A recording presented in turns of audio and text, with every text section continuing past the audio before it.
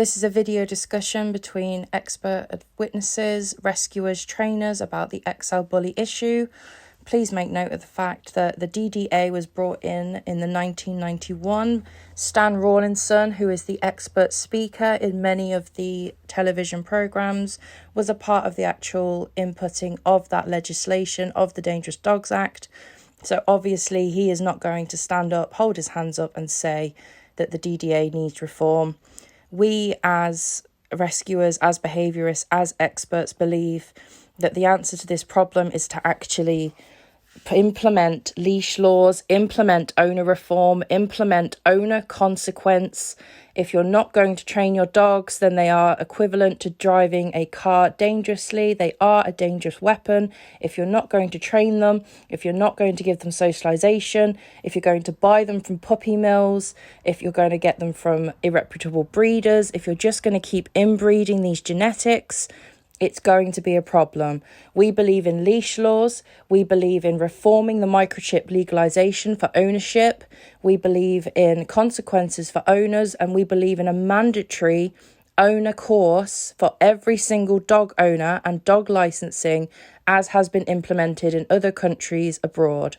Yes, this is a slightly long video, but this is a well-rounded information for you to dispel some of the myths. Pit bulls are not a recognised breed in the UK. They are a type. There is no official criteria for these people to assess these dogs. The XL Bully is not a breed of dog. It is classed as a type in the United Kingdom. Again, there is no assessment criteria. What can we do whilst we wait for the information to come through from Middlesex University? What can we implement? Because adding dogs to the list is not going to solve the situation. These people who are buying these dogs irresponsibly will just pick another breed. So please stay tuned to listen to what we all had to say. I think what we need to cover is what XL bullies are, because people think that they're a recognised breed and they think pit bulls are a recognised breed. Now, we all know that they're not. They don't accept DNA evidence because the Kennel Club doesn't recognise the pit bull as a breed. So, that's something important. The fact that they're a type, what is the assessor's criteria? How are they assessing these dogs? Is it a certain measurement? Is it this? Is it that? The breeders, obviously, we've all got a lot to say on the breeders. Buyer and owner faults and where they're all going wrong because they're not looking it up. They're not training the dogs. They're not doing everything the dogs need, and they're buying them for the wrong reasons a lot of the time. If anyone does have any statistics on bites, attacks, things like that, because it was on the news that it's 1 in 10 XLs will attack. Now, I walk past more than 10 a day and I've not been attacked many, many times. So something's not quite right there. Our solutions, our alternate solutions, obviously proper policing of the breeding schemes, stopping breeding altogether, possibly for a while, leash laws, mandatory courses for dog owners, that sort of stuff. If anyone wants to talk about Marshals and Millions behind me, I have got them up just to represent them. We don't have to go in too deep to it, but I thought they did need representing tonight, just because the Dangerous Dogs Act overall is flawed. It's not just about the XL bullies. And then, the money that's being made. So I think we'll start with Kerry Ann, whichever of those topics you'd like to talk about first. Go for it, honey. Basically, I run a Bullies specific charity. We are very passionate about the issues that surround bull breeds and BSL and everything that comes with that. I feel that there's a massive issue that really hasn't been tackled. The government is just trying to put a band-aid on the issue, and it's not going to fix it, because it's just going to be the next breed next year. And all these innocent dogs are going to have died for nothing. All these dog bites are going to continue to skyrocket, as they have done since the introduction of DDA and BSL. So BSL and the current legislation obviously isn't working. The current breeding laws obviously aren't working. They're not going far enough. Currently, anybody can breed 2 litters per year and not have any kind of license. They can sell the dogs to anybody, and they don't know if the dogs are going to be well cared for, trained. And they are breeding these very large, very powerful dogs that in the wrong hands, they can be lethal. but also a lot of them are absolute gentle giants, and that's what they were actually originally bred to be. But unfortunately, people are using them for the wrong reasons and breeding them to be bigger and more powerful and aggressive. Some people are actually breeding them to be aggressive, and then selling them online when they can't handle them. And a lot of the dog attacks, fatalities that have been recently have been from dogs that have been recently sold online, to just anybody with no home check, no knowledge or vetting of the person. And again, it's these little boys that want to use them as a status symbol.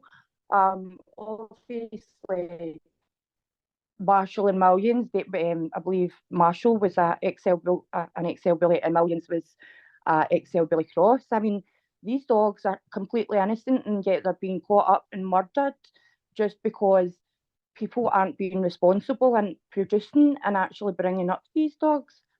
Yeah, obviously we are passionate about it, and I do think that going forward, adding more banned breeds to the list isn't the answer, because it is just going to be. I mean, a couple of years ago they were saying it was Staffies that need banned, and then a few years ago it was American Bulldogs need banned, and 20 years or 30 years ago it was Rottweilers and Dobermans and German Shepherds. So it's just going to be the next new crazy dog that all these people are going to get involved in, and then we're going to have a spate of attacks because they're bringing them up to be either aggressive, they're not training them, socialising them. A lot of these dogs are just kept in the garden with no walks or socialisation or any type of training, and then they're getting loose. And how do you expect a dog to behave when they're loose? Do you know, it's animal instinct kicks in then, do you know? And a lot of the time, I don't even believe that the dogs are intending to be aggressive. It is just because they are so mentally overstimulated by being out and being free and, oh, I've got all this, do you know? So we do need to consider the circumstances, one that leads up to attacks, i.e., has the dog been bred responsibly? Has it been trained? Has it been having, as Kendall said, having regular vet checks to make sure there's nothing health untoward going on? And if they are having behavioural issues, then the massive issue is dogs being sold online by breeders, by owners, and by pet peddlers. And that, I feel, is a massive part of the issue, because a lot of these times they can grow to 50-kilogram dogs, and these are really muscular dogs, but they're being sold to first-time owners who aren't even 21 years old, aren't even legally allowed to have a drink, but they're allowed to have a big, powerful dog like that. You know, it doesn't make sense. And to add more dogs to the list, it's not going to fix the problem. So obviously I assess both type dogs and dogs that have bitten. I'm also doing a PhD, and the subject of my PhD is risk factors for human-directed aggression in dogs, and developing a way that these are assessed properly. Because the reason I started my PhD was because when I became an expert witness, it was really apparent that dogs aren't assessed thoroughly. All the things that Kendall mentioned, so the source of the dog, where the dog came from, the dog's medical history, training history, how the owner has interacted with that dog, has physical punishment been used in training that dog, all of these factors are relevant, and we're producing a tool that is evidence-based. So my research has been to go through the scientific literature regarding risk factors for aggression, and also gathering professional opinion about that. So we're producing an evidence-based tool for assessing the risk of aggression, which we are hoping that the police will use, experts will use, to make sure that all this stuff is considered, rather than just this whole breed blaming. And interestingly enough, the factors that we've produced to create this tool, breed isn't actually on there. So the appropriateness of the breed is on there. So is this breed appropriate for that environment? For example, is it appropriate that there's a border collie living in a 1-bedroom flat and not getting out and not having any stimulation? No. So rather than specifically targeting breed in general, as BSL does, it's more about, is that breed of dog appropriate to be in that home? In the hope that this is going to be used to inform policy. So I've shared this with the RSPCA, who are very anti-BSL, and they're very keen for me. I've got some papers that are going to be published soon. When we've published these papers, they want to use these as evidence to present to the government the argument against BSL, and that BSL is not the way forward in terms of reducing dog bite incidents. So that's a little bit about that. In terms of assessment of dogs under BSL, at the moment, it's an absolute disaster trying to assess pit bull type dogs. Police officers, every single police officer that I meet does it differently. There's no standard way of doing it. Experts do it differently. All it results in is huge arguments in court that waste incredible amounts of money. I don't know anybody that thinks that the way that BSL is enforced at the moment is a good thing. And that's police officers as well. We all agree that it's incredibly difficult to enforce, incredibly difficult to defend in court. Most of you will know that I spend a lot of my time in court arguing with the police over dogs that they say are pit bull type, and I say they absolutely aren't. We can't even get it right with a piece of legislation that's been in force since 1991. Now, as we all know, the XL Bully isn't an actual breed of dog, so I have no idea where they're going to get a breed standard from, and how they will define what an XL Bully is. Is it going to be on weight? Is it going to be on head size? It's ridiculous. So I can't see it working.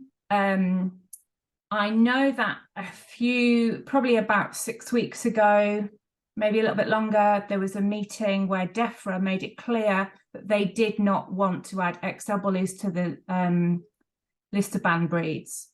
So I personally don't think that they will add XL Bullies to the list, because they know that the legislation doesn't work. They won't repeal the legislation at present because that's a really political statement to make, and nobody's prepared to stick their neck out and do that. There's a lot of work going on in the background around alternative legislation and ways to promote responsible dog ownership. Middlesex University have done a big study, and they are looking at alternatives like dog licensing, education, tied up with the licensing, and a better use of money rather than focusing on BSL dogs. Let's push that towards the licensing of breeders and dog owners. So there is a lot of work going on at the moment, and they are considering all those options at a government level. There's various steering groups looking at that at the moment in the background. So there is stuff going on. Like I say, I don't think they are going to add XL Bullies. They know that when they created BSL, it was made in haste and it's been a disaster. So they are aware of that. They're just trying to work out the way forward, and they need to have evidence-based solutions, which is why all this work is going on with Middlesex University, so that they can say, we've got evidence that BSL, for example, isn't effective. We've got evidence that in a lot of cases, it's owner behaviour that's the problem, for example. So that's the work that's going on now. Has anyone got any questions for me before I shut my mic off? Hiya. Right, you mentioned about university and how they were doing a lot of research into everything with regards to the situation with XL Bullies. There was a gentleman that I actually videoed last night when I was watching TV from, I think it was University of London. I've actually got it filmed on my phone because I could not believe what this gentleman came out with. I can't remember what his name was now because I was so gobsmacked. He said, and his words were, that the 1991 DDA has been highly effective. Now, this is what I can't get my head around, is when we've got people in universities, it wasn't the same university you're talking about, but when we've got people like him who are coming out with statements like that, what planet are these people on? I mean, bite statistics are through the roof. How can that piece of legislation be deemed remotely effective in any shape or form? It's not working. Allowed to take, television time up quoting nonsense like that. That is, for me as well, I was talking to Kendall about this tonight, that the video footage of this little girl who has obviously been terrified by what's happened with that dog. She said in her statement, and it was the little girl's own words that we heard on the radio, that she saw the dog and the dog looked at her, and because of how the dog looked, she was scared, so she ran away. Now, to me, that is being fueled by the media. So the media that's shouting all this nonsense about dogs being dangerous based on their breed, which is not scientifically proven. How do they even know how many of this breed, and I'll do inverted commas for that, because they aren't a breed. They aren't a breed. It's the same with our pit bull situation, their type.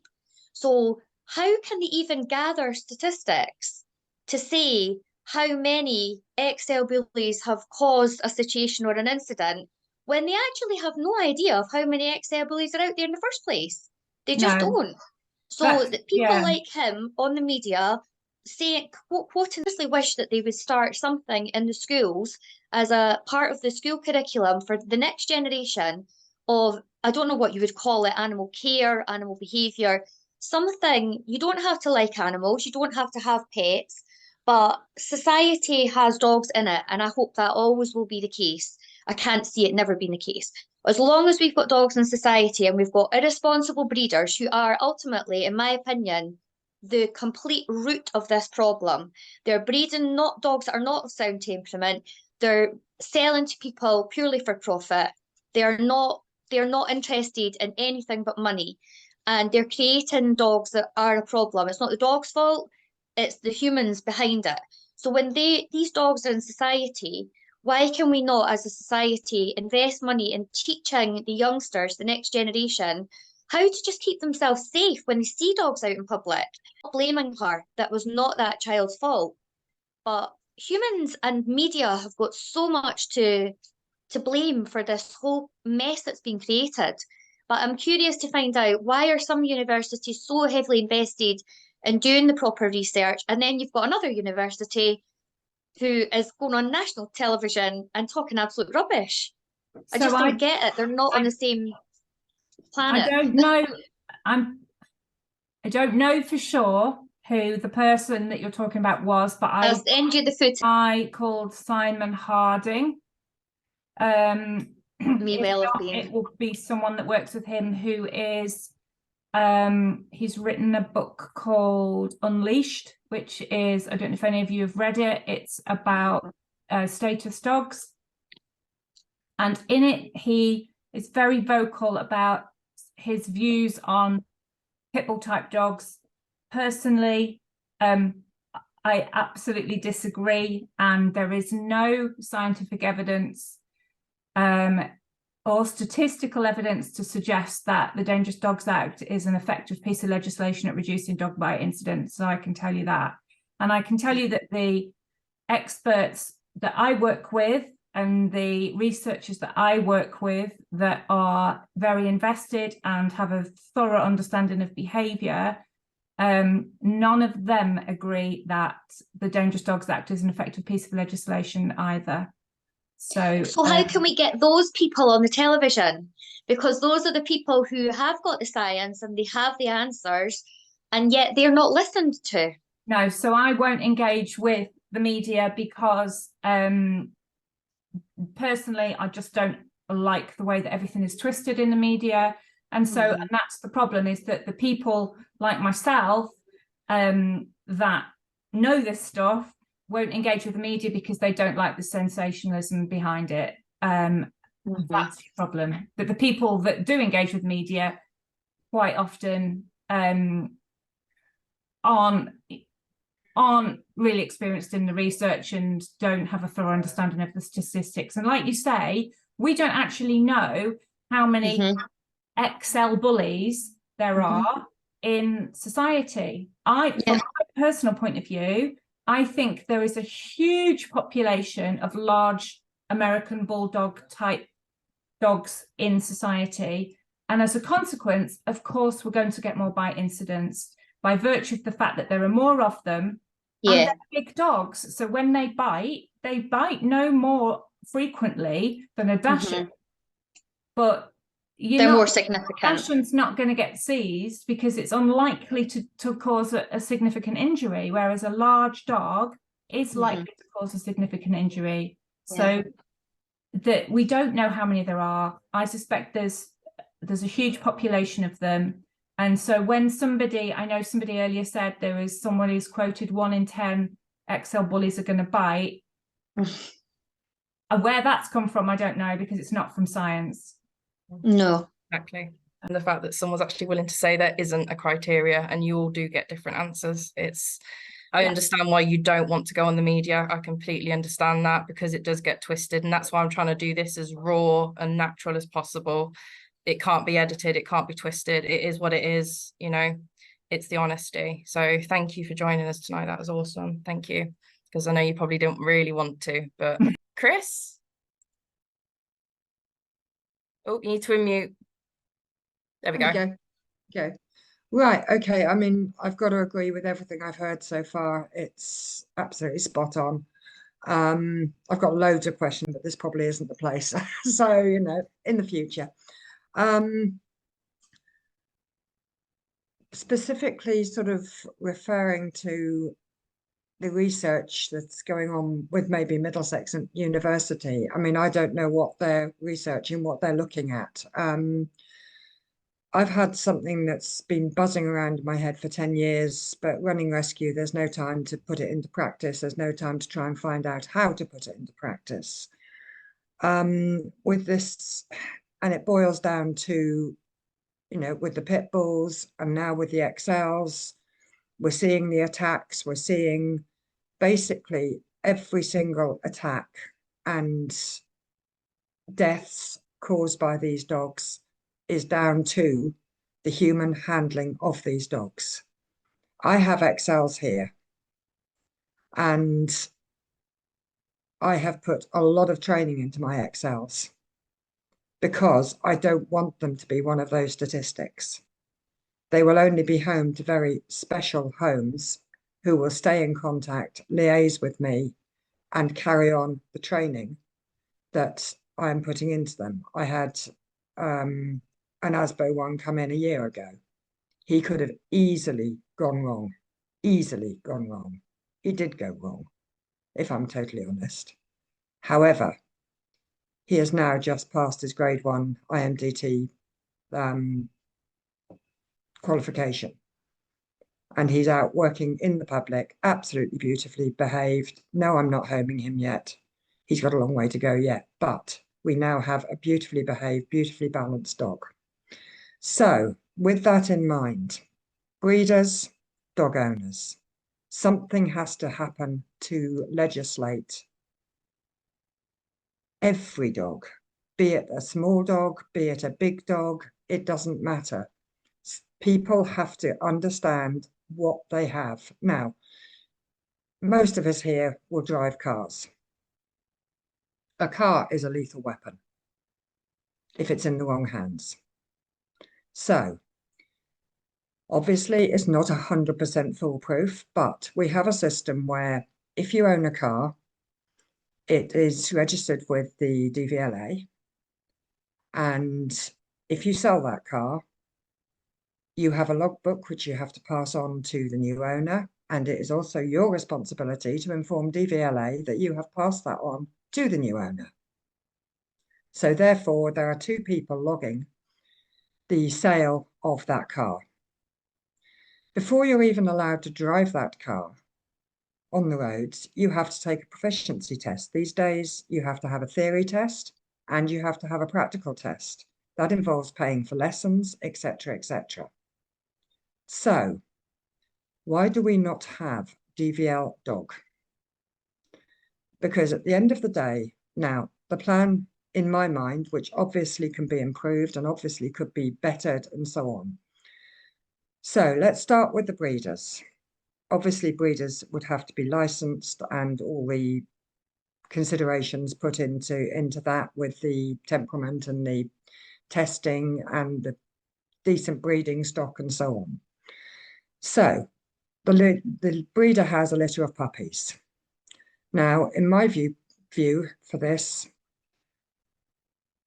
the breeder cannot sell those puppies before they have a logbook, just like a car. But to gain that logbook, the puppies have to have their vaccinations first. So you are not able to sell your puppies before they are 10 weeks old.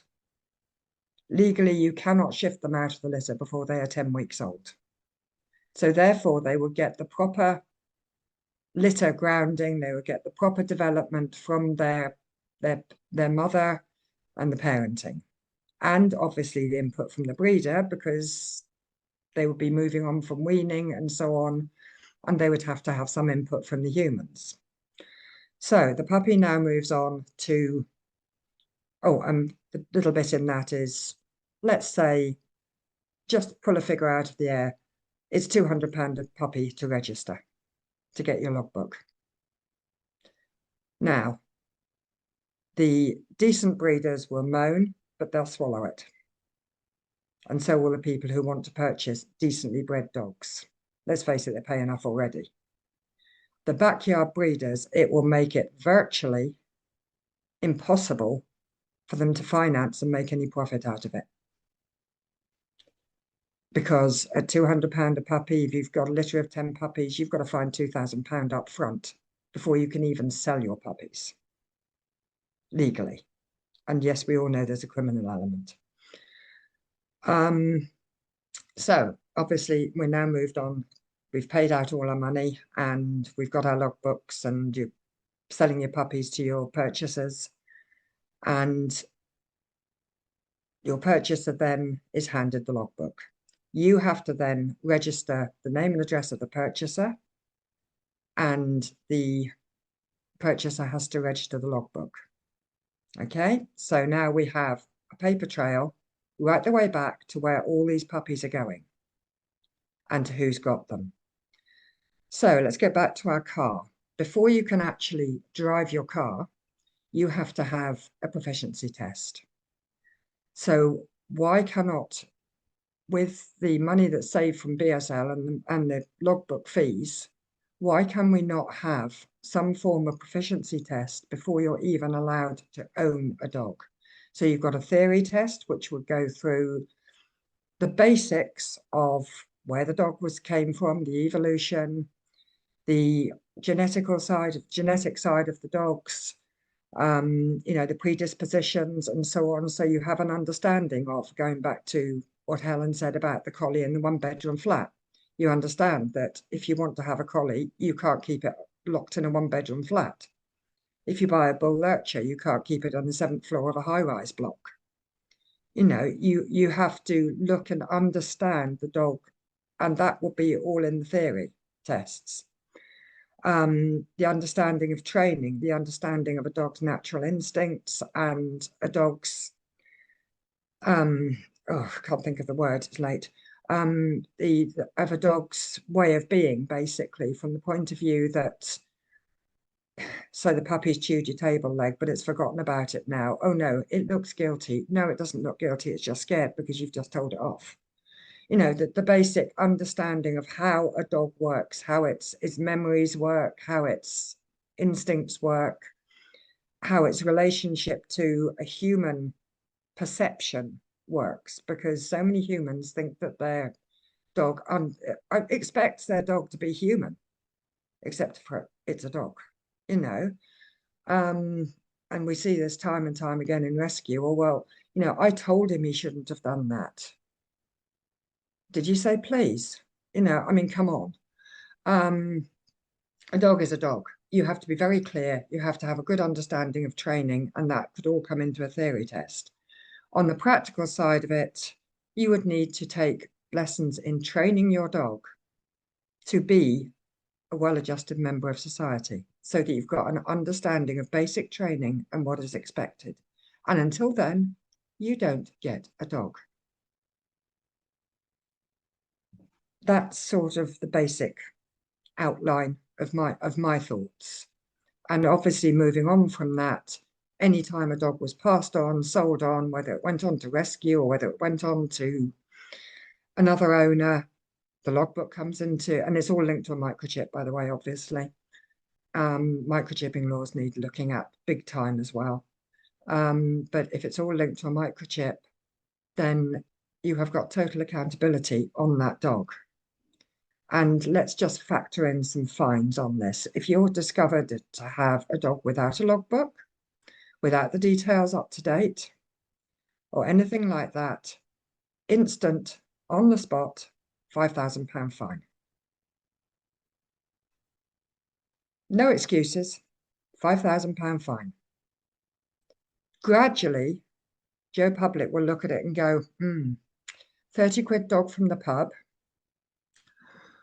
or a £500 puppy that's actually got its logbook and is legal.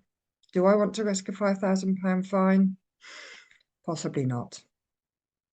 And gradually, you would get a lot of people, I'm not saying everybody, coming into line, and we would actually lose this backyard breeder, status symbol type dog and owner, which is more to the point, because it is every single one of these attacks is down to the owners. Buy a dog offline, put it in a room, leave it with your 17-month-old daughter, 5 days. The dog's called the Beast. Well, come on. You know, it's not rocket science. It's so simple to look at. You know, dog off the lead, child runs. Dogs takes chase. Then the attack happens. Now, none of us know exactly what happened that day. None of us know the dog. But at the end of the day, it is the dog's instinct to chase. And once again, I am not blaming that child for running, because it will be scary. Of course, it will be scary. But at the end of the day, it is not the child's fault. It's not the dog's fault. It is whatever owner idiotically allowed that dog to be out in the public loose and had no control and was nowhere around. And you can put this back to owners every single time, because it is people that have caused the dogs to be in a situation that they have been able to attack and do these things, whether it's through lack of training or whether it's through total and utter stupidity. End of. Rant over. In terms of driving license before, that's a very simple way that everyone can just understand. You do it for a car, why not for a dog? Simple structure. They're both already in they are place. both lethal weapons at the end of the day. Yes, and in that subject, I also feel that owners should, you know, if there is an attack, owners should have a criminal sentence, same as if they had a dangerous driving incident and they killed somebody or injured somebody. Why are they not being charged for not having their dog under control? Yes, totally. It is down to the owners every single time. You cannot blame an animal for something that is basically down to the way it is handled and the way it is allowed to be. Yeah. You know, I've kept, you know, I deal with a lot of difficult dogs here, as does Kerry Ann. And we work damned hard to keep these dogs safe. Now, there are some that will never be rehomed. But you know what? They can live out their lives here safe, because I've got the safety precautions in place. Yeah. And nothing will ever change that. You know, they won't be allowed to run riot. You know, a dog that is liable to jump a fence and have a go at another dog will not be in a position where it can ever get to a fence that it can get over to have a go at another dog. It's humans. It's us. We have to take the responsibility for what we are doing to these dogs. And at the end of the day, legislation has to recognise that. Yeah. Ban the owners, not the breeds. How many times have we been saying that for? How many years? Okay, Sian? So I'm a volunteer with DEA Watch. We help people through the process. We campaign for change. We take a lot of calls, hundreds, thousands of calls. I can't tell you how many I've taken over the last 20 years. And I was also the keeper of an exempted dog. Sorry, he's only just passed, so I'm really struggling with it right now. So I get it from both sides. I understand what it feels like. So when I take the calls, obviously didn't have him when I first started taking the calls. We hear from people. We hear from everyday people, from, you know, person down the road. I've got to be honest, fair few police as well, helping those and their families who have found themselves in difficult situations. So we'll support, we guide them through the process, tell them what to expect, guide them to experts, because that's not what we are, that's not what we do, we're just there to help. My feelings are pretty much the same as everyone else has said. I can tell you over the years that I've been taking calls, and my colleagues, we rarely get to hear from anyone who is using their dog. Because if they're using their dog's been seized and they've got a dog fighting ring, or they're doing something dodgy, they don't fight for their dog. They let their dog go because they don't want the police looking into what they do, what their lives are like. So the majority of people who get caught up in everything are ordinary, everyday folk. And I think that's the problem, is that we don't focus on where the problem lies. And I fully agree that breeding is a massive, massive issue, and we need to make change to that. But also, I feel quite strongly, and this is my personal opinion, that we tend to sort of, I know we should focus on the owners, but we speak to a lot of people who maybe have dogs, don't really know how to care for them. But if we had things out there that helped people, so when they have financial difficulties, we have funds that we could help people, that we could guide people, come and have training, come on. Nobody's saying you're a bad person. We want to encourage you to do this. I think, from the people that I speak to, a lot of people are scared to ask. They're scared to say, my dog has a problem. If we catch that problem really early on, great. What they're scared to do is they're scared to go, actually, my dog's, you know, there are lots of issues I've got. I don't know how to deal with it. I need help.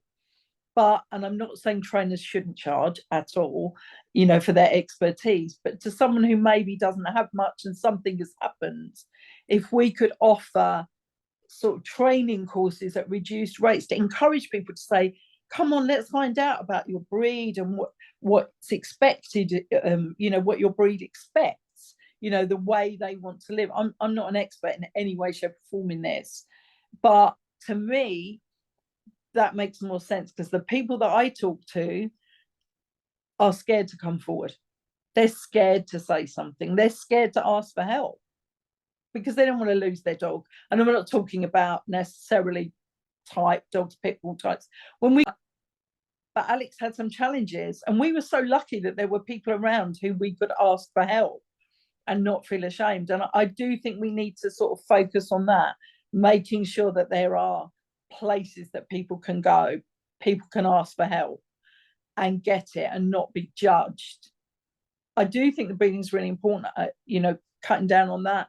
I do think that we need to look at people and ownership, and also breeds. Like for Alex, he, as an exempted dog, unless we paid for somewhere that was secure and we drove him there, which could be miles away or hours away in the car, he couldn't run free. We've got a small suburban garden.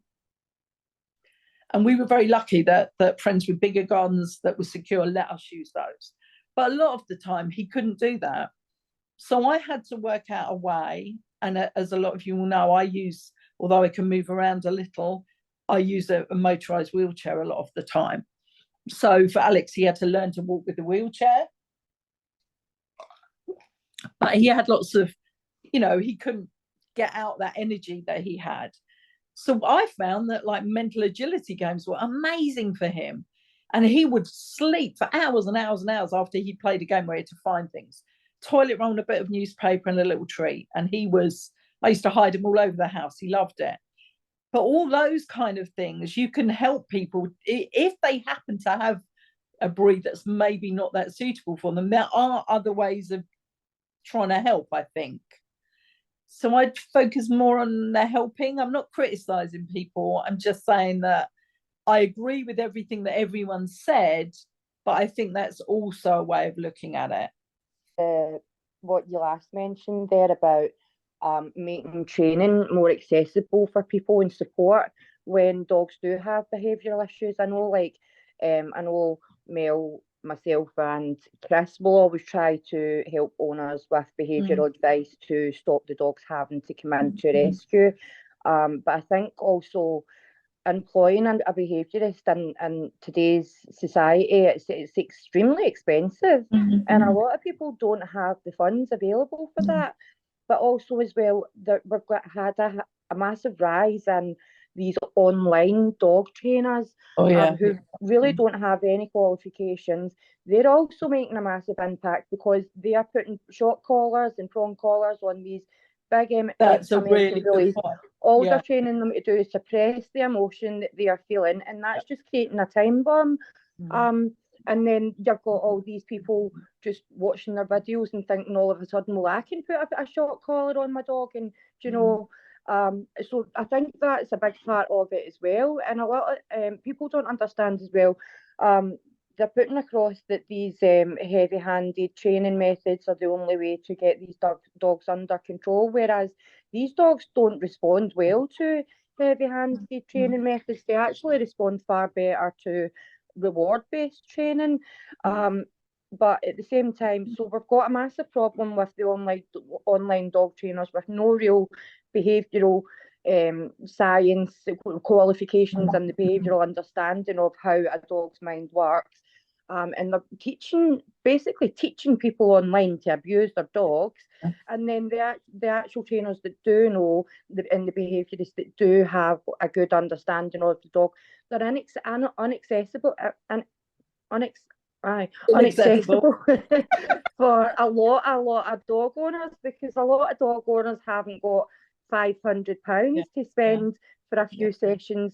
So I do think that it's a massive wide issue that there's a lot of sides of it that do really need to be targeted, because I don't think it's one size fits all fixes all, because it's not. It is a very complex issue that's got so many layers to it. I totally agree.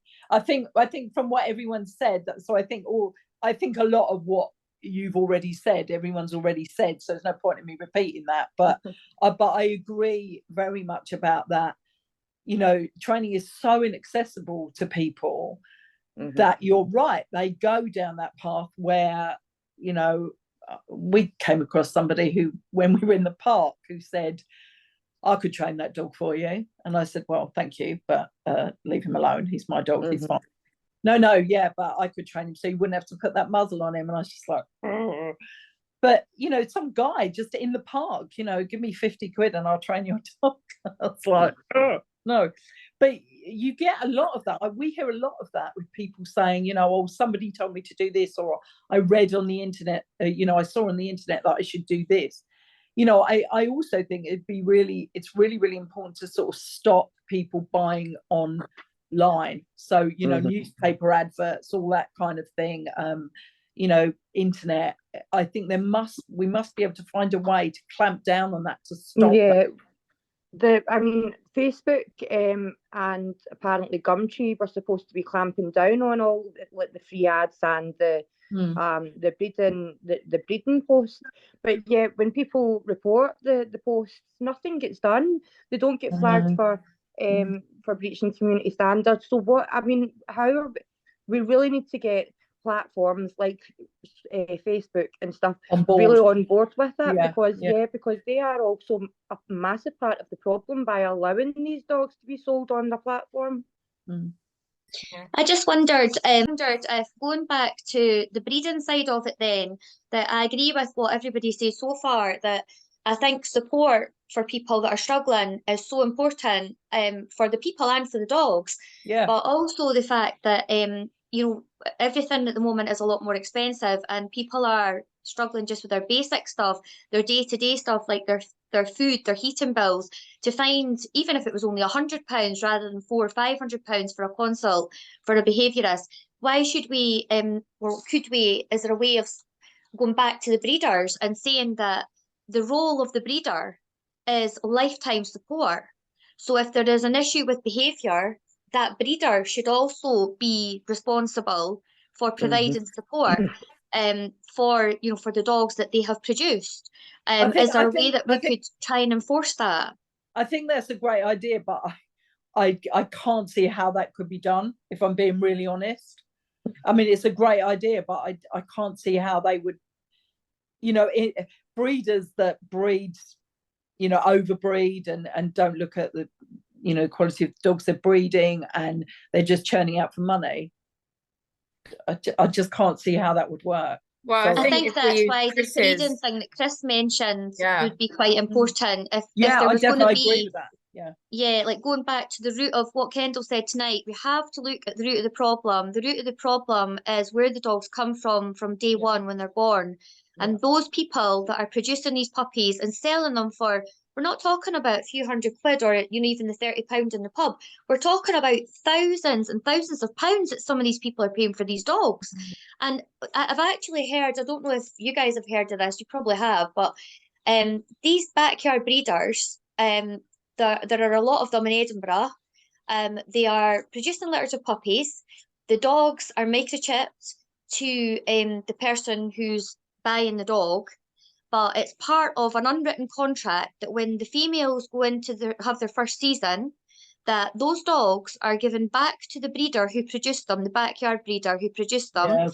They're then either artificially inseminated or they're put out with a stud. And the puppies are then obviously sold again to make more money, thousands and thousands of pounds quite often. So these people, they don't have money to pay for a puppy that's maybe 2-3 grand. But what they do is they get these dogs on installments. These breeders are actually allowing finance agreements, unwritten ones, obviously.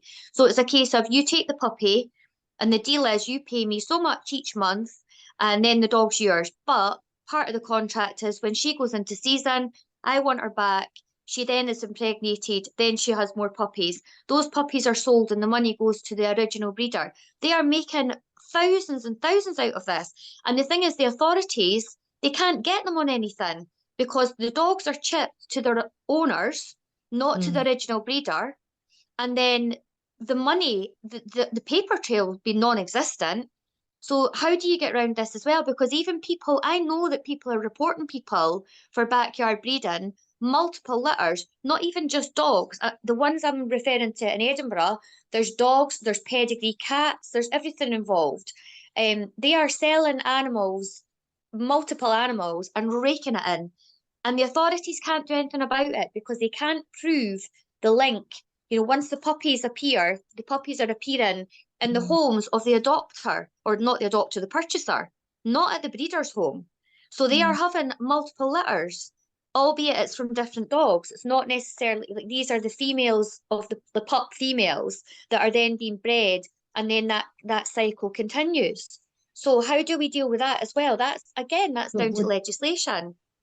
I was going to say, if you had some form of logbook scheme, then I know it's not going to do everything, and there's obviously things that need looking at, but if there was some form of paper trail traceability right the way from the start, that they legally couldn't do that until, you know, then maybe some of that would be stopped. I'm not saying all, but some of that would be stopped. The thing is, the microchipping system, that's not even working. That's supposed to do a similar version of the logbook, but it's not even working. That's not even enforced. No, but that would have to be, but if you had a big central database like your DVLA, then you've got much more chance of enforcing that. And it would have, the key fact to that will be your logbook linked to your microchip, not the microchip being the key factor. And yes, microchip, as we well know, microchip legislation needs seriously looking at. But going back to what Sian was saying about training and helping people with training, there is so much that can be done, as she said, with basically mind games. Just a quick touch on my bull lurcher, who again will probably be a lifetime dog. He was 3 years old when he came into me. He had bitten so many times it was untrue. He was on last ditch saloon. I was asked to take him, and I have to say, I'm going to cut a very long story short. I honestly felt I'd really bitten off far more than I could chew with this dog. He was lethal, absolutely lethal. My first encounter of him being lethal, I spoke to quite a few behaviourists, decent behaviourists, and gave them his case history. And they said, well, he's been cooped up, he's been this, he needs to get the exercise, he needs to do this. So, yep, okay, off I go to give him the exercise, which heightened him so much that he actually turned around. And if I hadn't been quick and confident, he would have killed me because he came for my throat. And it was only that again, long story, but I was able to have the courage to put my hands past his teeth, grab his collar over them, and don't know where the strength came from, twist his collar, fling him on the floor, and then march him back to the kennel. And it worked. And I flung him back in the kennel and thought, right, okay, well, that didn't work, did it? So from there on, I changed it completely, and I played mind games with him. He's the only bull lurcher that I know that can sit up and beg, can do a rollover and look like a Lhasa But you know what? He suddenly went, oh, this is fun. I actually want to work with you and not against you. And from there on, Bob's your auntie. I can do anything with that dog. He hasn't bitten for 5 years. I agree with that. It's about the behaviourists that people are getting in touch with. And, you know, there is no regulation really of behaviourists. There is no regulating thing for trainers. Yes, you can sign up to regulating bodies and then charge a lot more for your services, but there is no real legislature saying who can be a trainer and who can't, and who can take money for that. And I think that's scary because obviously you've got people like, you know, Southend Training, people are watching that, and it just makes my stomach churn because I know exactly where those dogs are going to end up. They're going to end up with me, Kerry-Ann, or yourself. And I just think the mess they're going to be in by the time they get to us, my God, it's just terrifying what they can put on the internet, and they can just be a trainer. So even if we do sort of give the training out to people, it's very difficult for them to know who to go to. Yeah, I think you've hit the nail on the head with the likes of Southend. We've got a few of them in Scotland that Kerry-Ann will know about and Chris will know about.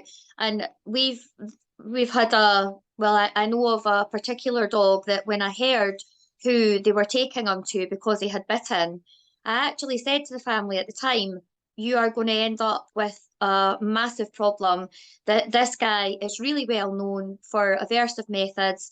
And yes, they kept saying, oh, but it's working, it's working. I said, yeah, it will work, but it's not working for the right reasons. So what you're doing is you're creating a ticking time bomb. So you're going to get results just now that you think are great, but that dog will get to a point where he can take no more. And that's exactly what happened. And that dog ended up dead. And that's why I'm so sick of hearing people saying that they're going to these places and saying they're getting results, but because they're not looking at why they're getting the results. They're not getting the results for the right reasons. They're not creating a strong bond with their dog. They're not creating a trust with their dog. They're harming their dogs, as Kerry-Ann just said that. It's animal abuse.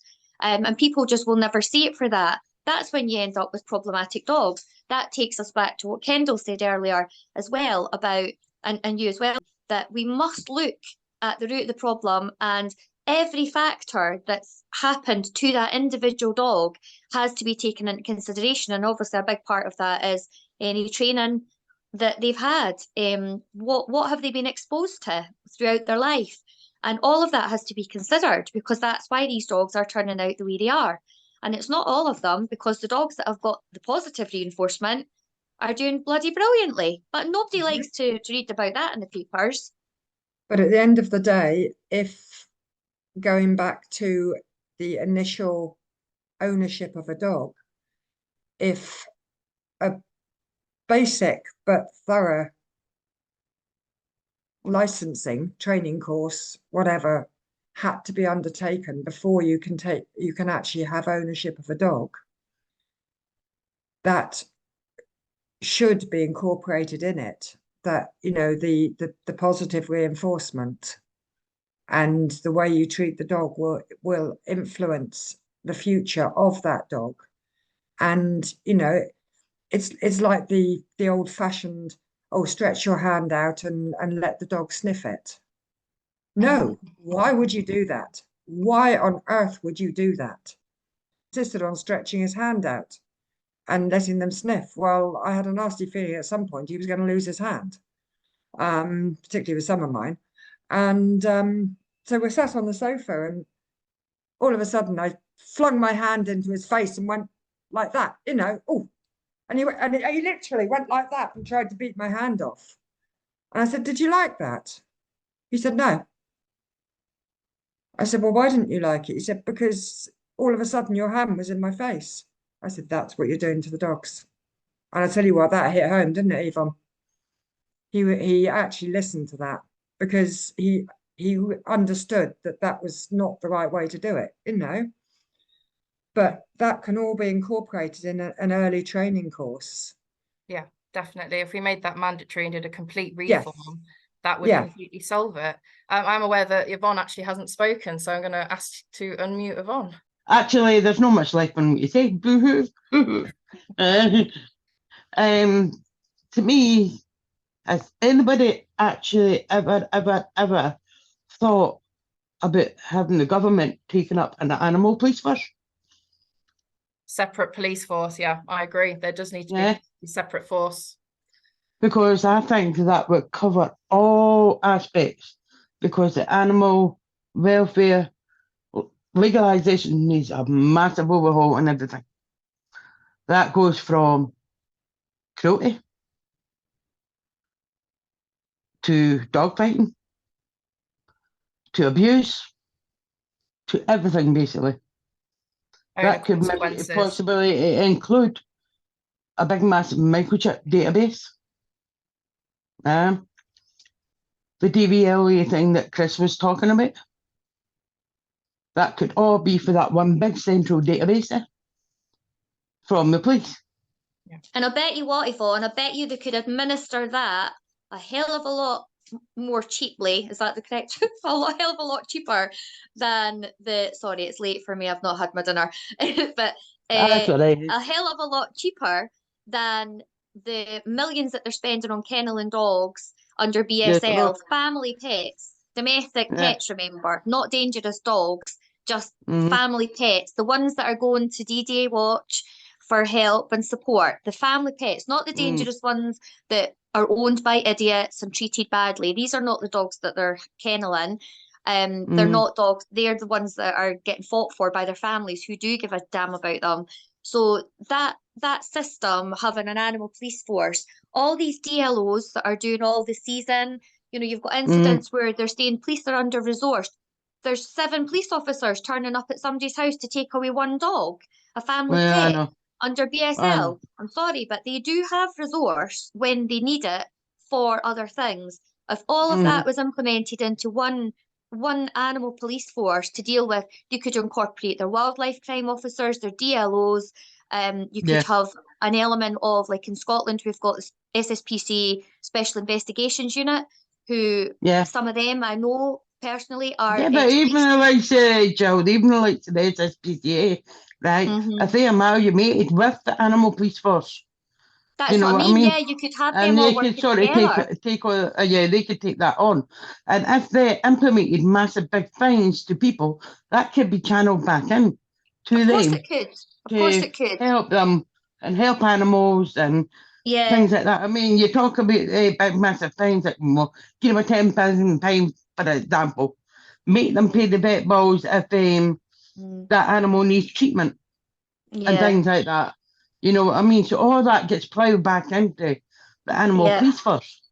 And that I think way, just now, the main thing just now with the XL bully situation is I think we need to reduce the people that are breeding full stop, because yeah. that's just I'm a all bigger for problem. a blanket ban on breeding altogether right now for at least 5 years. And because to me, there's too many dogs out there, there's not enough homes, there's too many breeding, and to me, they're bred to die. And that's wrong. All wrong. Well, I mean, They I'm shouldn't be on the, bred to die.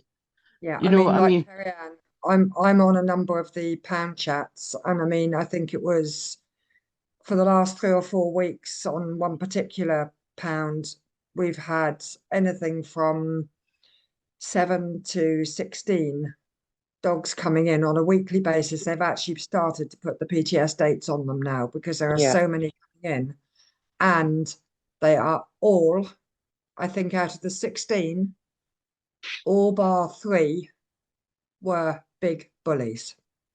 I'm not Well, saying it's the they're all same. themselves, but they were It's all. the same. Me and you see it every week, But- and Mel as well, Chris. Yeah.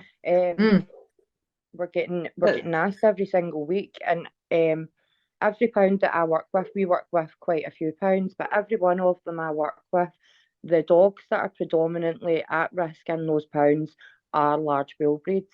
Yes.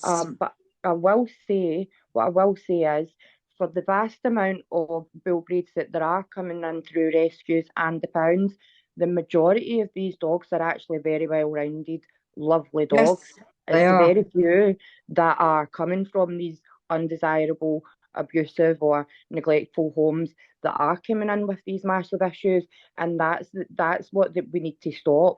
We need to stop these people being able to get their hands on these dogs because they are creating the Well, they issue. do say, Kerry Ann, right, that the dogs are only a product of their environment.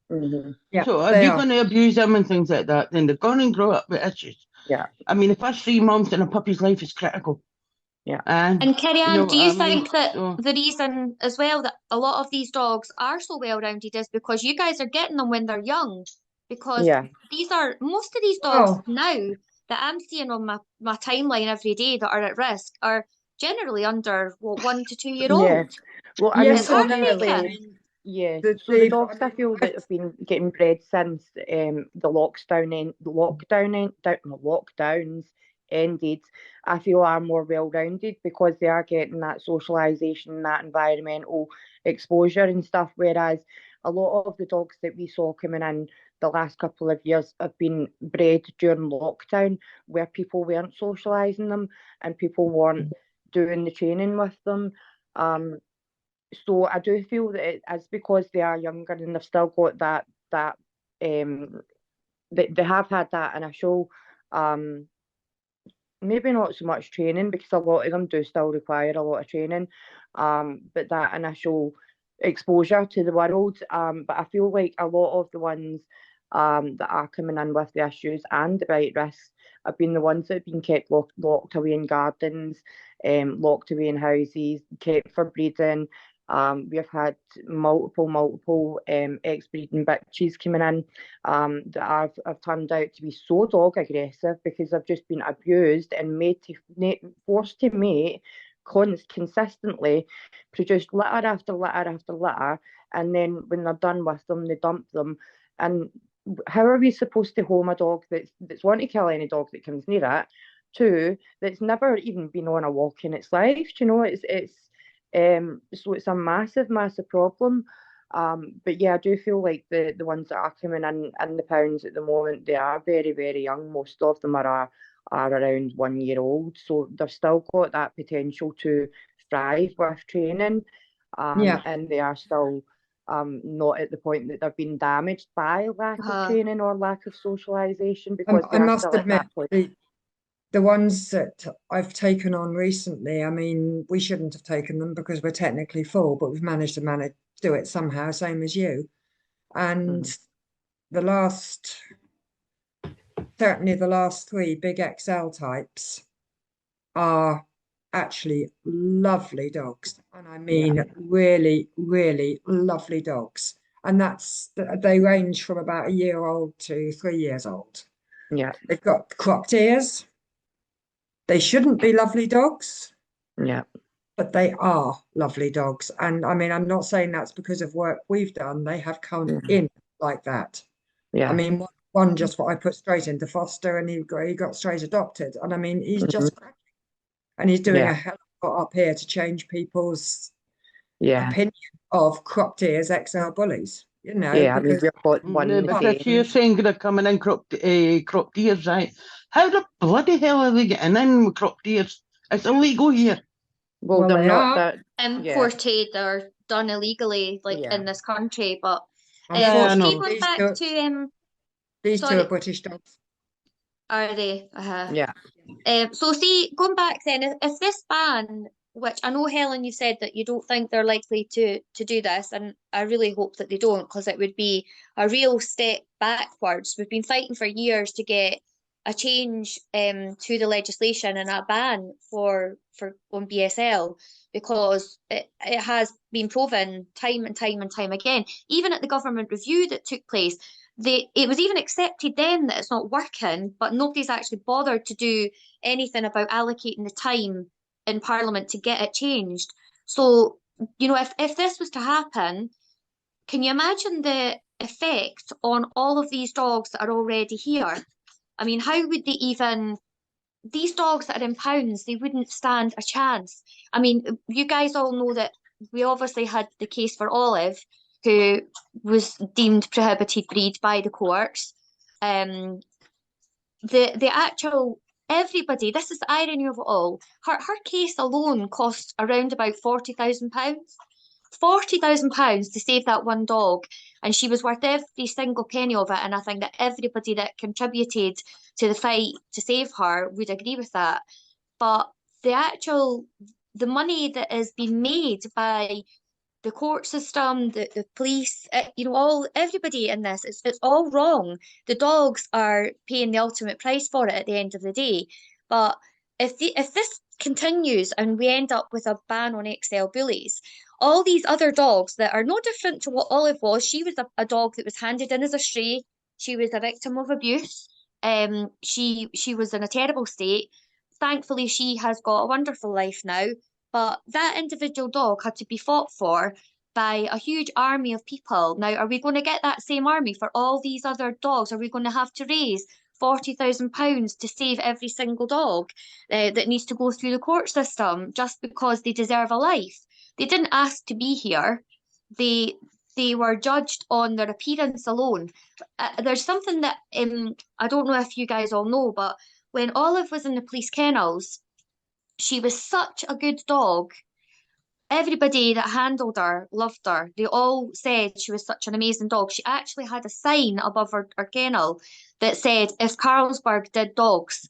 So where's the logic in our system that takes a dog that was a victim of abuse and puts that dog into a kennel for years and years and years of her life?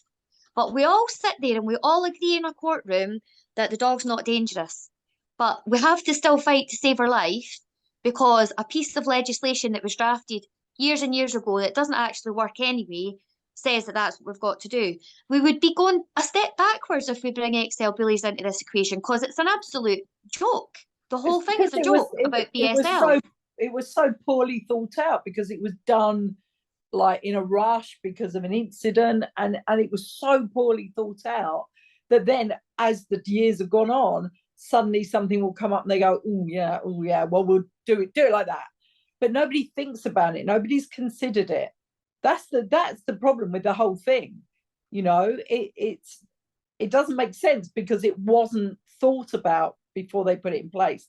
I agree, and that I don't think that they will add XL bullies to the list. But the problem is that every time they add something to the list, people who are, I don't know how to describe them, but you know, not particularly nice people, will just look for another breed and import them. That's all they do.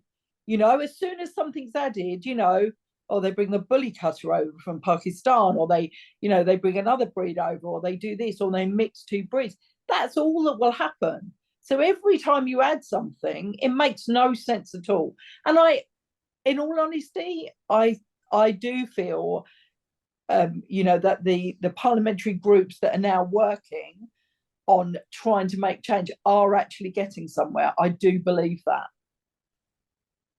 I think it's just going to take time for them. And obviously it is frustrating every time we are petitioning and it goes to debate and they're saying we're still waiting on information. It's Middlesex is always brought up. I've heard it brought up a lot of times, and I do sit there and I think, oh, when are they going to get this research? But obviously they are doing it properly, which will take time.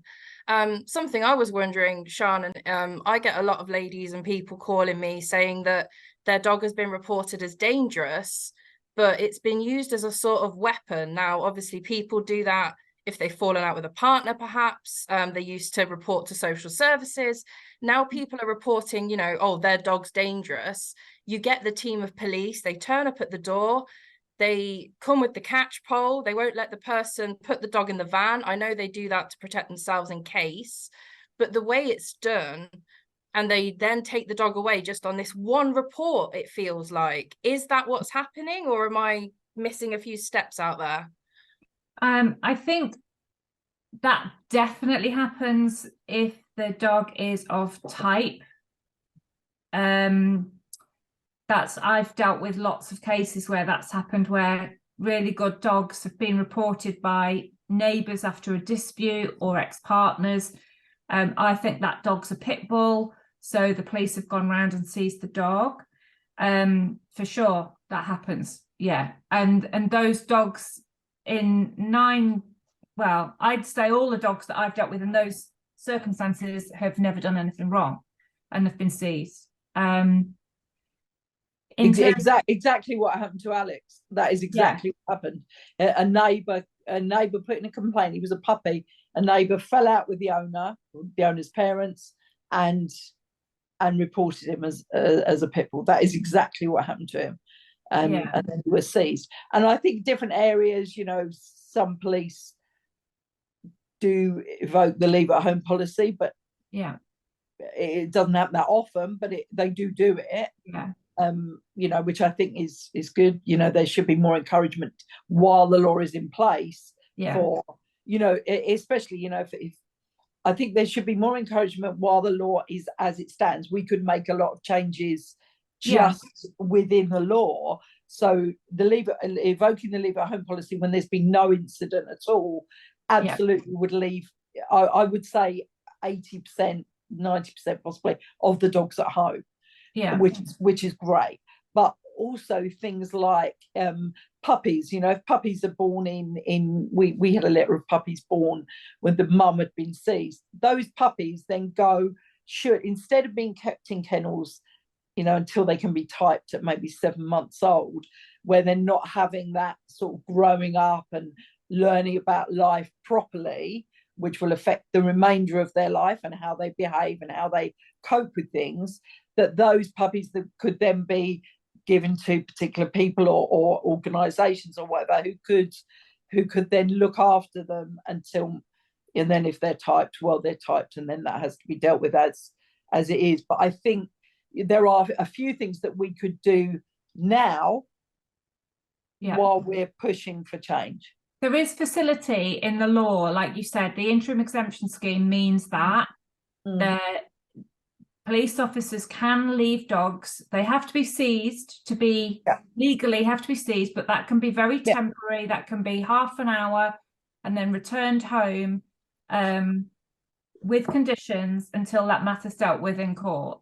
And the puppies thing, that's a huge issue. I'm in court on Friday with some puppies that are now nearly 4 years old, and they were seized at 3 days old, I think, something like that. By virtue of the fact that they were seized very early, they haven't had anybody that's handled them. And as a consequence, regardless of their temperament, it's very, very difficult for those dogs to come out of this alive. But by placing dogs in foster homes or using the interim exemption scheme. We're giving dogs that are of really sound temperament a chance, even within the confines of what we've got at the minute legally. So there's lots that can be done, but unfortunately there's not a national policy on using the interim exemption scheme. It's down to the discretion of the individual police force as to whether they use it or not. So that would make a huge difference across the board if they simply put that in place to, you know, make a national policy of use the interim, you know, and use the interim. Don't just, you know, have different police forces, because I know that it does have a large dependency on which police officer turns up that day. You know, had it been a different police force with, you know, the infamous Marshall and Millions, would it have gone differently that day?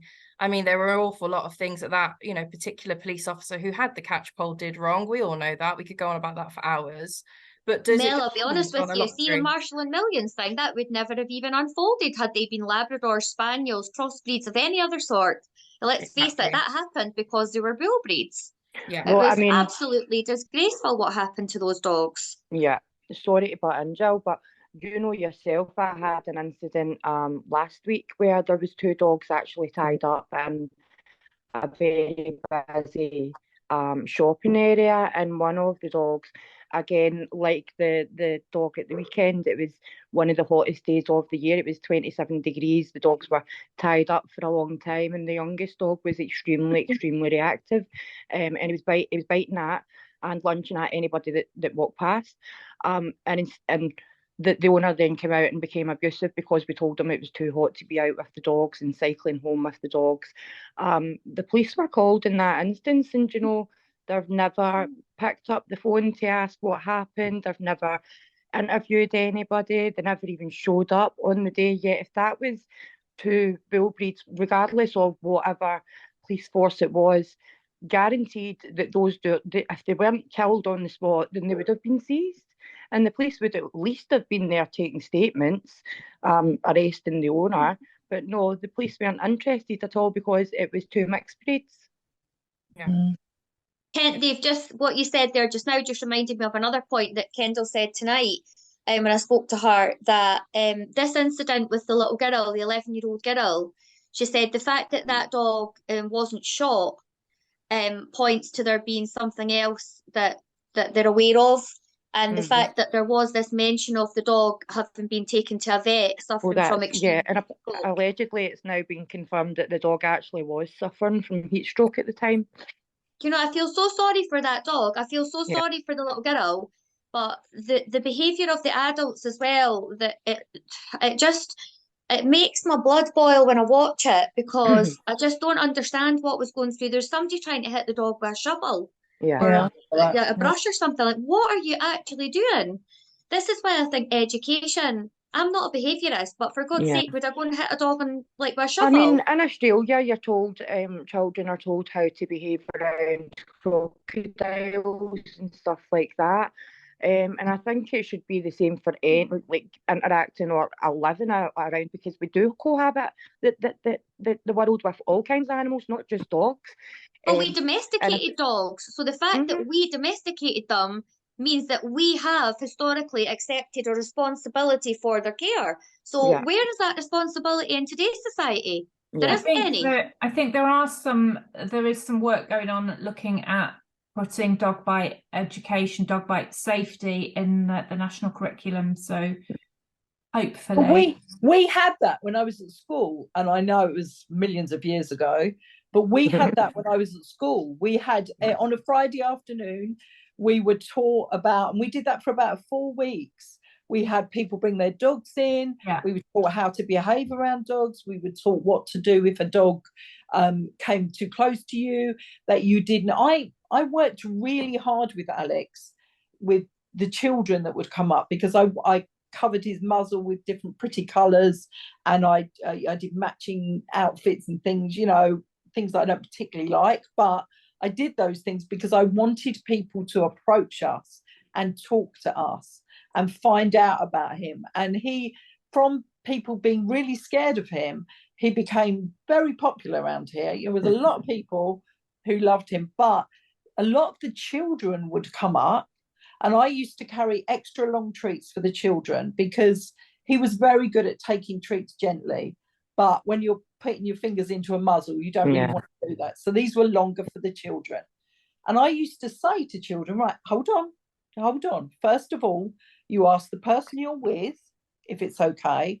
Then you ask me if it's okay. And then I will show you the right way to do it. This is how you do it. This is how you approach him. He doesn't like to be stroked there. He likes to be stroked here. I will tell you if that's okay to do it.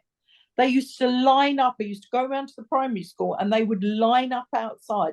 Can we give him a treat? Can we say hello to Alex? And I used to say, yes, that's fine. But remember, what do we do? They go through the whole procedure. And I'd say to them, if you see me in 10 minutes with Alex, you don't stroke him. You ask me again, because he might be bored, fed up, or not feeling great. I know that. You don't know that. So that's what you do. And we had a celebration of his life in the park. We took him up to the park before he passed, and we invited people to come. I expected about 10 people. There were in excess of 60 people turned up. And I remember seeing that on your Facebook, and it was absolutely brilliant to see that. It was amazing. People brought their children, and people said thank you. They brought their children. They explained to their children the whole process of life and to say goodbye to him. And I actually thought, from the dog that everyone wanted to avoid, that was great progress on his part, but it was all about teaching the children. And I thought that was so important. But they did it. They learnt it really quickly, and they were happy. And they would wait in a little line. And sometimes I'd say, he's had enough. He doesn't want any more treats. And they go, okay, can you remember me? Because I'm first next time. And I'm like, yes. But I think as you were saying there, you advocated for Alex. Sorry, I've got a dog kicking off. I need to go and let her out for the toilet in a minute. But as you were saying, you advocated for Alex. So you told people how to approach him that wasn't going to cause him distress. And I do the same, and I know Chris does the same with our difficult dogs. I mean, I've had some extremely difficult dogs that wouldn't accept anybody else apart from myself, and I know Chris does as well. And then I've got other ones that they will come round to new people, but only if they're approached in the correct way. And I think that a lot of owners lack the knowledge of how to tell people how to approach their dogs and to even understand when their dogs are feeling uncomfortable. I can just look at my dog and I'll know, right, that's a wee bit too much for, but a lot of people don't pick up on these things, even when they've known the dog since, because they don't have the fundamental understanding of dog behaviour. But I didn't know any of those things, and I'm not experts like any of you. You work with dogs all the time. I don't do any of that. Okay, I talk to people on the phone. I understand the law side of it, and I understand how my dog was, but a lot of the things I listen to experts, people who I respect, but also a lot of it is just what I learned as a child, and also the fact that my responsibility is my dog. I think I don't really care about your children, no offense, but I think my responsibility is my dog. Your responsibility, your kids. I think that is very intrinsic to it as well. I mean, my Ash, who passed nearly 2 years ago now, he hated people, he hated dogs. And my mission in life was to keep him safe. So therefore I had to develop the balls to tell people to back off. I had to develop that way of keeping them away from him. Not because I wanted to stunt his development, but because it was dangerous for them to approach him. And, wherever you are, however careful you are, I mean, up here in Orkney, it was wonderful for him because he didn't, we've so isolated, and the beaches are so unpopulated that if you know where to go, you can always go somewhere nice with your dog and not meet anyone. But at the end of the day, I had to learn to tell people to back off and to learn how to keep him safe. I mean, I used to look like a Christmas tree going out with him. I'd have long lines, I'd have slip leads, I'd have muzzles off my belt. And if I saw anybody approaching, the muzzle would go on. I think And that's great that the fact that you can manage your dogs, and Kerry Ann obviously and Mel, like obviously all you guys have all got dogs that have behaviours that needs managed. But I think that that proves that even a dog that doesn't like people, that doesn't like dogs, can live in society and be Yes. safe. Totally. And I think that sums it up, Yeah, of course because it can. there are dogs out there that live without having people, you know, around them and dogs around them, but they don't cause problems. So it's not the dogs, it is the people. But it boils down to what we said right at the very start. The people are responsible for any attacks and any difficulties. It is the human being element in it. Yeah. That is 100%. I do think there is one point I want to make, and it's actually not connected with this, but I want to say it before I forget it. Is that I think so. Alex had to wear a muzzle, so legally he had to. That was it. He didn't need it, but he had to wear it. But I think that we make the muzzle out to be a terrible thing, and no, it's a good tool. Yeah, it is. But I think people are like, oh no, I won't. Oh no, I don't want to put muzzle on my dog. I think it's a really That's good. that's media hype. That's media scaremongering and everything else. That it's fine because if your dog needs it, and also recall. To me, a muzzle on a dog, right, is either for the dog's safety. Yeah. Not your dog because you legally had to do it, but like the other dogs. If I had to muzzle my dog for my dog's safety, now I would do it. Yeah. And but a lot of people don't, because they think that the perception of the muzzle is a stigma. Yeah. That's why I think those little muzzle schnuzzles that are made online can have a big difference, like what you're saying, Sean, when you used to dress Alex up and make him look cute and cuddly. Not that, I mean, I think we would all have thought he was cute and cuddly anyway. That's what I was going to say. He was. I can vouch for that. Members of the public, you know, that see him differently because he's wearing a muzzle. I mean, my Kobe wore a muzzle when he was younger. He's obviously not a bull breed, but he wore a muzzle when he was younger because he was a little monkey. And again, it goes down breeding. His breeder, should never have bred. His mother was a really, really nervous disposition. Kobe inherited that. And it was a learning process for me as well. And he did wear a muzzle for a while. I actually found in his case that the muzzle actually made him worse, because he was more fearful. And he's come on leaps and bounds without his muzzle. But every dog obviously is different. And it was a different situation. Kobe is perfectly manageable. He's not like a dog he doesn't like other dogs that he doesn't know. But with careful introductions and slow introductions, he's fine because his confidence builds up around him and he gets there. But the muzzle for him when he was younger, I put the muzzle on him thinking that it was going to stop him from reacting to the other dogs. That was a learning curve for me as well, because for him, it actually made him worse. We became more reactive. We took the muzzle off and we just gave him space and time, and the bond between us grew. But I've got absolutely no issue with a dog having to wear a muzzle to keep the dog or the public safe, because at the end of the day, the dog's life that's at risk if it goes wrong. It's not human, is it? I feel like if you are a responsible owner, then you're going to be willing to put those measures in place to keep both your dog safe and members of the public and members the dogs. So if you are obviously responsible and caring and you want to keep yourself right, then you will go to those measures to do so. But I feel like a lot of people just aren't, because they feel like if their dog's walking down the street with a muzzle on, then they're going to be judged. Exactly. I think one of the biggest problems, actually, I don't know about anyone else's area, but certainly around mine, is that people aren't putting their dogs on lead.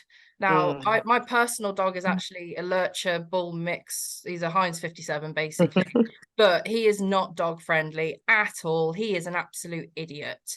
He is always on a lead. He is never off a lead, or have a long line that I rarely get a chance to use. But I sometimes muzzle him because certain times of day, I know there's people out there walking their dogs who have no recall. And I'm talking from the XL Bully, and there is a lot of them around here without recall, all the way down to the Jack Russells, the Pugs, the Chihuahuas. And in Coventry, where we are, there is actually a law that if it is not a secured park with a separately fenced children's play area or sports area, the dogs are not allowed off lead by law in Coventry and Warwickshire. But that law is not policed.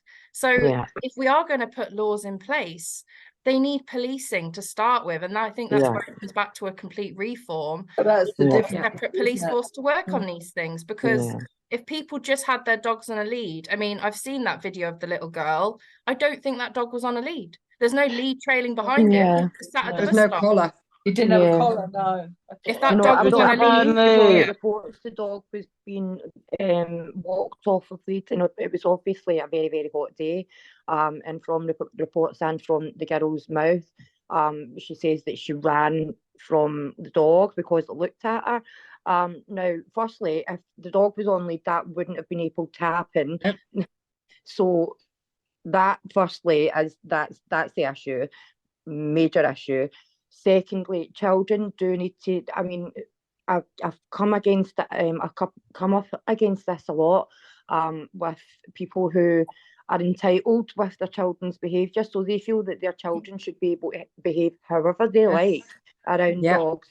Just because you've got a reactive dog it's not the child's responsibility to behave responsibly in front of that dog. And that's the mentality a lot of parents have, but it's also a massive part of the issue because children are being allowed to antagonise. I mean, I've had my reactive dogs out before, and I've had actually children intentionally trying to antagonise my dogs. So they'll come and bark at my dog. There is a massive issue with the mentality that the parents have got and what they feel is acceptable of their children, and that they don't hold any responsibility that if anything was to happen, that they don't hold any responsibility in that regard. Whereas I do feel that they do hold a lot of responsibility.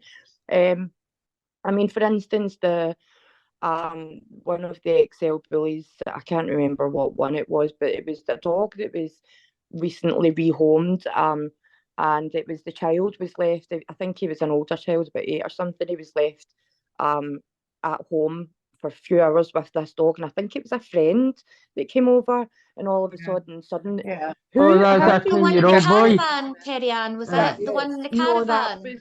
I believe that was an American Bulldog. That was in Scotland, that one. Right. But no, it was one down in one in England. Wales, and wasn't it? What was that? Jack Lee, wasn't it? Jack Lee, wasn't it? Yeah. That's right. But the dog was also known to have behavioural issues, and it was and it was left alone with these children. So how did people even know what happened for that dog to launch into? Well, they don't. Scale? That's the thing. Well, they don't, and they exactly. won't bother to find out or investigate. Which is exactly why, you know, this is I guess what we're saying, that for every single incident there needs to be a completely full, thorough, you know, check into going right back to the breeder, vet history, previous incidents, housing situation, you know, any abusive, aversive training, or what methods of training were used at all. Was there any training? And then take it forward from there. But they don't do that, or maybe they will start now. But they're not interested in that. That is where I feel an animal police force would be able to do that sort of thing. You know what I mean? And they'd be able to take up on that sort of thing and all the rest of it. And do you think they'll turn around and say we've already got that, though, by way of our DLOs, like for England, and then in Scotland? But it's proven it's insufficient, and it's not fit for purpose. I know. Well, if we've already got it, it's not working. End of. Yeah, exactly. So it's not fit for purpose. I'm sorry, lady, put some misconceptions and misinformation tonight. Yeah, and just to end it, I think it's important that we. I think it's important that we say that obviously working in rescue, we are seeing hundreds of dogs per day. I got 63 phone calls alone today to hand dogs in. Every single kind of breed, from, you know, the little Shih Tzus, the Jack Russells, all the way up to the XL Bullies, the Cane Corsos. And the little dogs have also got the bite issues. The Labradors are having the bite issues. The family dogs are having the bite issues. Again, because the children are not being taught. It's a lot of grandchildren coming over, nieces, nephews who maybe don't live with the dog. They're trapping the dog in a corner. They're playing with the dog. They're standing on the dog's foot. These dogs aren't being reported as dangerous because they're not type. So they get handed into rescue, but there's still a bite risk. But the XL bullies are the ones that are making the headlines because they're getting reported because they're tight. Can I just say, before I forget and before we go, as a couple of us touched on, nobody knows the amount of XL bullies in this country, but I can tell you just now there is far more than anybody could even imagine. And the amount of attacks compared to the amount of dogs that there is minuscule, and we're only seeing that because the dogs are so popular. I will say Malinois trainers have now come in and said, oh, they shouldn't be family pets and all that because they were becoming popular. Thankfully, they haven't become as popular as the XL bully because we would be seeing far more attacks from them as well. But also as well, I will say, me and you spoke about this, I think, yesterday, Mel. It's very much about training and things. The police are training Malinois to be aggressive in certain situations, but then they're having to shoot their own dogs because they then can't control their dogs when they're attacking. So they're getting attacked by their own dogs down here. Well, that's what I'm saying, I don't agree with the police or the army using dogs full stop, because I just think they're not tools and we should not be exploiting them. I don't agree with it, but I do know that it's going to happen. So while it happens, we've got a duty of care to them as well. But I just see this whole XL bully thing as you're talking about the number of attacks. You said exactly the same as what we said at the beginning, Kerry-Ann, that we don't know how many XL bullies even exist in the UK. So how can they use statistics to justify it? Sorry, I've got one crying. How can they say what the statistical figures are for any of the attacks when we don't know what number of dogs we've even got out there to base that on? But if the numbers are a lot higher, of the number of dogs that are out there in society, then the number of incidents that are being reported are going to be really quite low. And I think the only reason that we hear about these bully attacks is because they make good reading for the public. They don't want to read about exactly the same with the that's done this or done that. My friend from years ago who was a dog walker had a golden retriever who had food aggression issues. That dog was brilliant dog, lovely dog, but you knew he had issues with his food. They didn't do any work with him.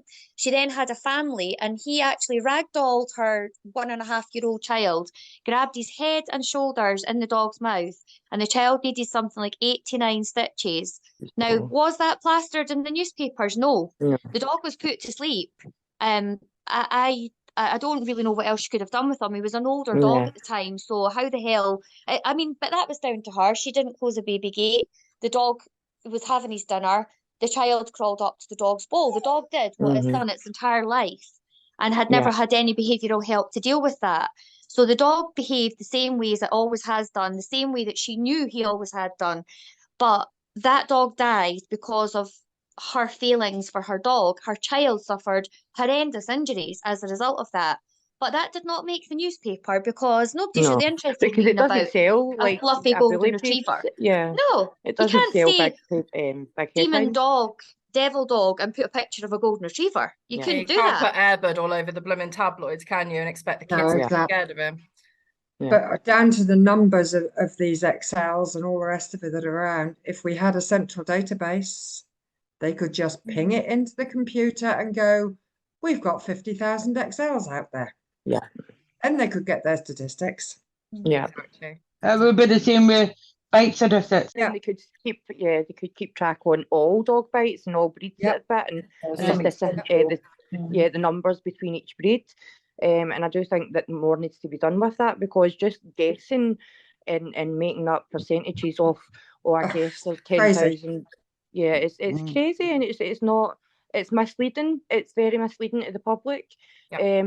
And it's just fueling the hatred campaign, because these people now feel like these are monstrous dogs that are just waiting to attack somebody and they'll snap at any second. Well, I've turned around and said that it's a doggy genocide.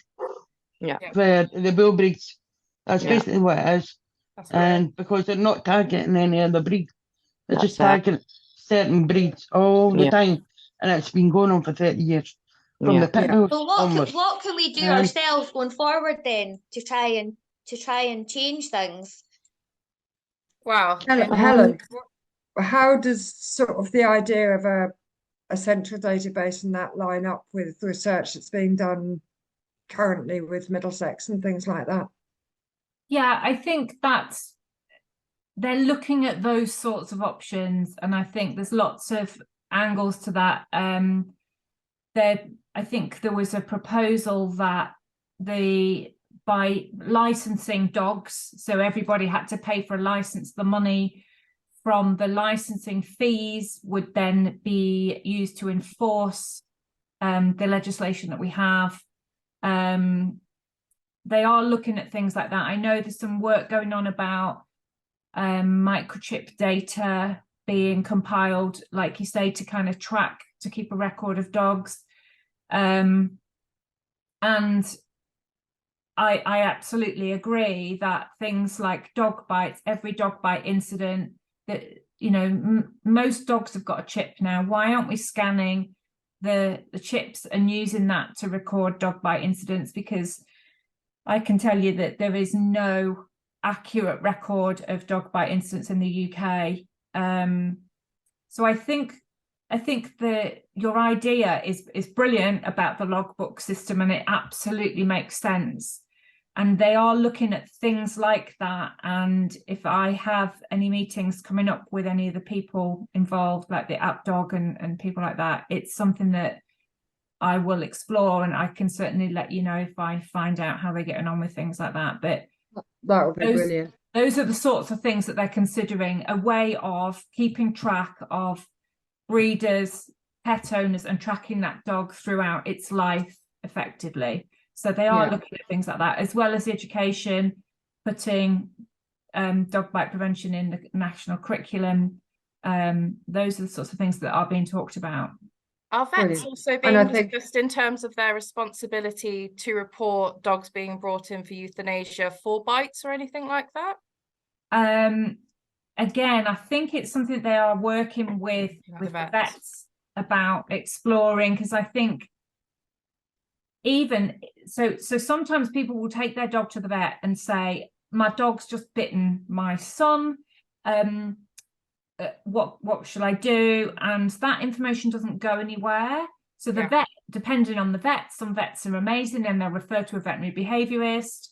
Some vets will be like, well, you know, I could put your dog to sleep, or you can just go and see a trainer, and there's no kind of records of that. The same as behaviourists. You know, in my opinion, as a behaviourist, there should be a way of behaviourists reporting incidents of aggression alongside that dog's microchip, you know, just so that we know what's going on with these dogs, you know. So like, I've recently been involved in a fatal dog bite incident, and the ability to be able to check that dog's history in cases like that in particular is so important. And I would have loved to be able to scan that dog's chip and say, okay, so this dog's had 3 owners, 2 vets have reported incidents of aggression, and a behaviourist went out and they also reported a bite.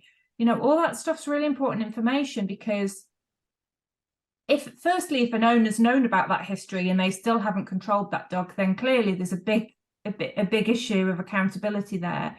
But also, you know, if that owner had no clue about that, they're less culpable. So all those things get taken into account when we're considering like prosecutions.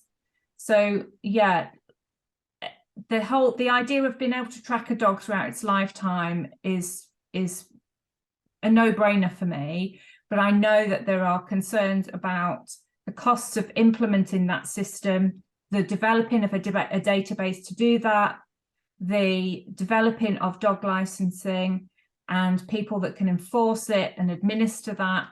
All of those things have to be taken into account. So whilst I'm an advocate for, right, okay, so let's seizing dogs that haven't done anything wrong, and let's use the money to do that. Until they repeal BSL, it's harder to put something else in place because they just haven't got the money to do it. Does that make I think sense? that's why we need to push the repeal of BSL, because that is our argument. You need to stop seizing family pets that haven't done anything wrong. You need to deal with the problem, which are the dogs that are doing something wrong, look at why they're doing it wrong and who's responsible for them for letting them do it wrong. And that money just needs to switch from one agenda to the other.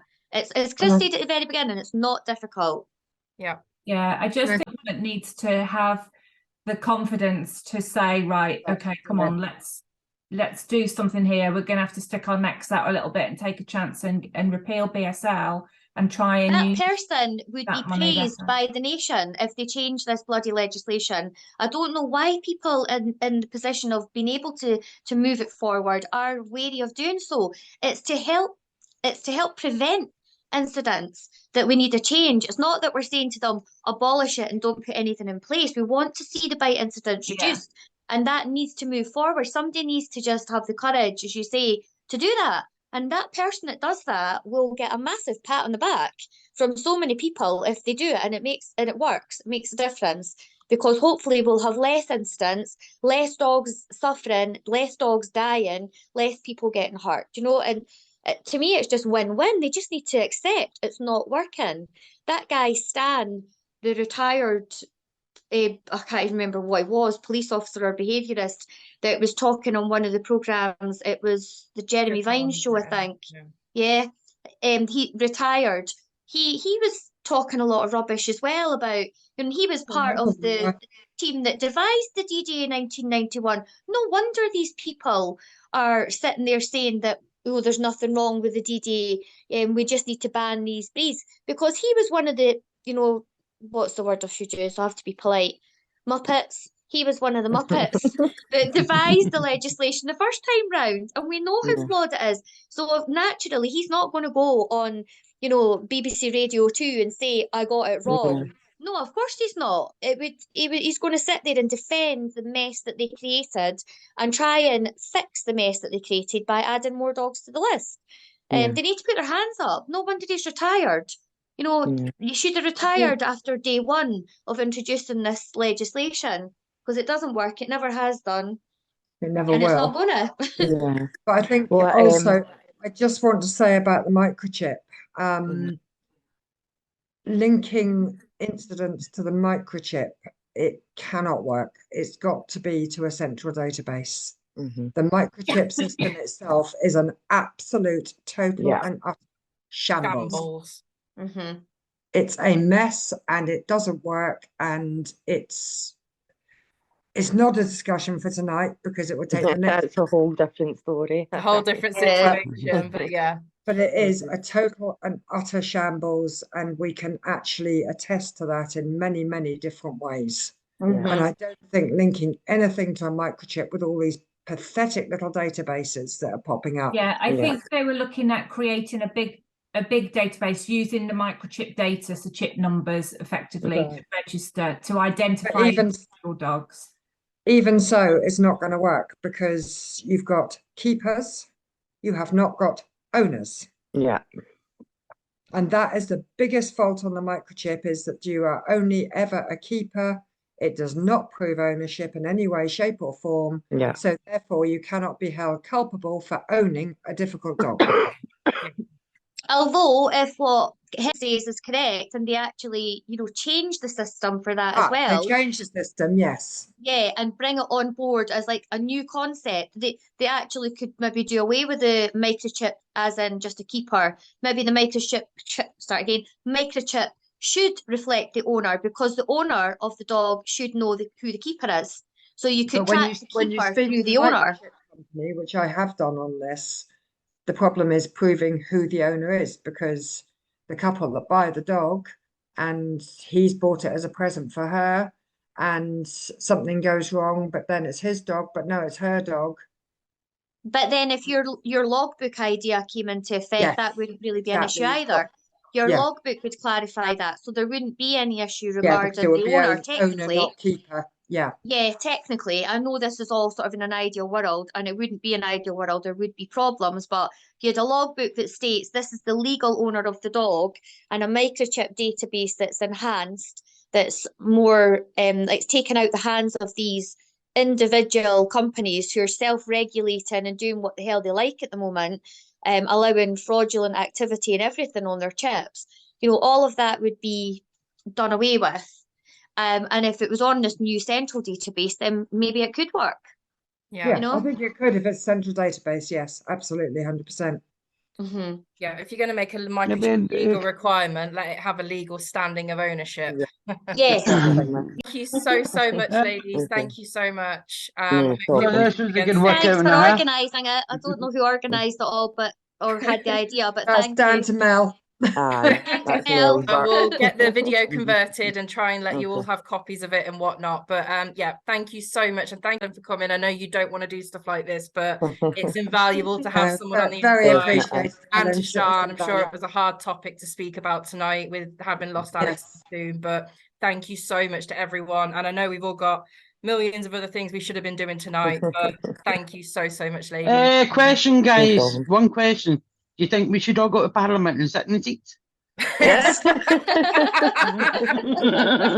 think we all need a bloody holiday. I think we need to do that for another day. Right, thank you very much.